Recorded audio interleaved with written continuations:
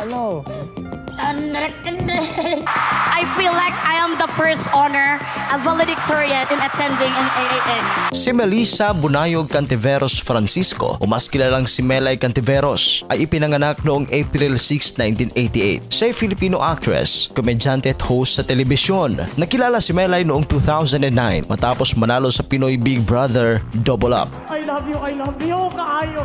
Hindi ko ka ina-expect. Taong 2015, nanalo siya sa unang season ng Filipino version ng Your Face Sounds Familiar. Kasalukuyan siyang isa sa mga contract talent ng ABS-CBN at host sa morning talk show na Magandang Buhay kasama si Regine Velasquez at Zulina Magdangal. Si Melay ay ipinanganak sa General Santos City. Siya ang ikatlo sa 4 na magkakapatid at ang tanging anak na babae. Nag-aral siya sa Mindanao State University sa General Santos. Noong October 2009, pumasok si Melay sa PBB House kasama ang 25 iba pang housemates. Matapos ang 133 days, nakakuha siya ng sapat na boto upang maabot ang huling episode kung saan siya ang nanalo sa kompetisyon sa pamamagitan ng pagkuha ng 1,226,675 votes o 32.8% ng buong boto. December 9, 2013, siya ay kinasal kay Jason Francisco na kapwa niya PBB housemates. Sila ay nagkaroon ng 2 anak na babae na nagngangalang si Mela at Stella. Gayunpaman, noong July 26, 2016, ibinunyag ni Melay at Jason sa Instagram post ang kanilang paghihiwalay. Ngunit kalaunan ay nagkaayos naman. Kasunod nito ay tila ayaw pa rin tantanan ng netizens ang kanilang relasyon kung ano nga ba ang kanilang tunay na status. At sa mga panayam nga ay paulit-ulit na pinabulaanan ni Melay ang mga lumalabas na chika na hiwalay na sila ng kanyang mister na si Jason.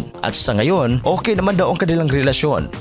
Masasabi na nga ni Melay ngayon na malayo na ang kanyang narating sa buhay at ang lahat ng ito ay hindi niya inaasahan. Sa panayam sa YouTube channel ni Tony Gonzaga, ikwento ni Cantiveros na may kaya naman talaga ang kanyang pamilya nung bata pa siya dahil may-ari sila ng bangka na nanguhuli ng mga isdang ipinadala sa ibang bansa. Kasi nung panahon raw, kung may bangka ka ay mayaman ka na. Pero nawala umano ang bangkang pangisda matapos itong lumampas sa katubigan ng Indonesia ang boundary ng Jensan at hinuli ng mga otoridad ng karatig bansa kasama na doon ang kanyang tatay. Dahilan na nawala ng hanap buhay ang kanyang pamilya. Inabot ng 2 taon bago tuluyang nakalaya ang lahat ng tauhan ng ama ni Melay. Habang nakakulong naman ang kanyang tatay, ang ina ni Melay umano ang nagsisilbing breadwinner ng pamilya, lalo't dumaan din sa depresyon ang ama ng TV host. Sa kabila ng pagsubok na kanyang kinakaharap, di nagpatinag si Melay dito at ngayon nga sobrang successful ng aktres.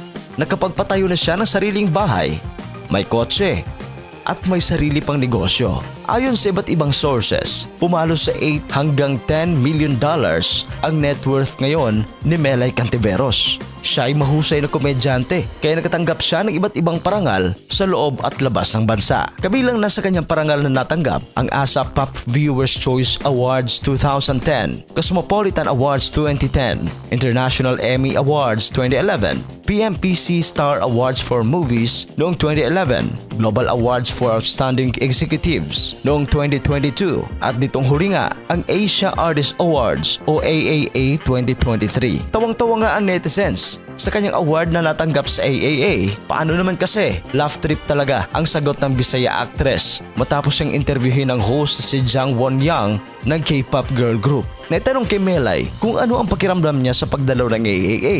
At as usual, ay kwela itong sinagot ng actress with her signature facial expressions. Sabi ni Melay, para siyang naging first honor at valedictorian sa pag-attend sa AAA. Para sa inyong reaksyon, please comment down below sa mga hindi pa nakapag-subscribe. Kung gusto nyo ng ganito mga video, please subscribe sa Showbiz Caster. Maraming salamat po.